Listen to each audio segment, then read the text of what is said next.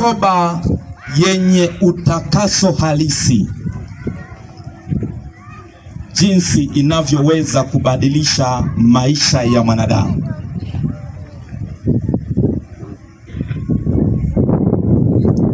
Hilo ndio somo letu.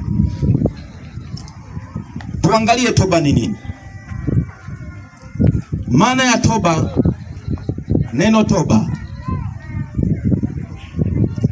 neno la kwanza ni kugeuka.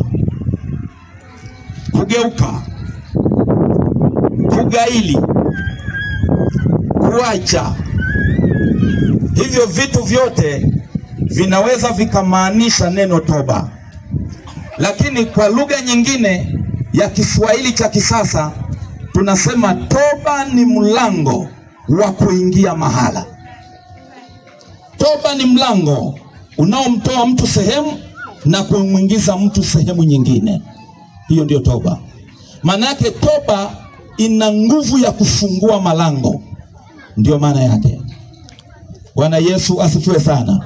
Kwa hiyo tunaposema neno toba, maana yake tunamaanisha mtu amegaili jambo fulani au ameamua kubadilika kutokana na jambo fulani.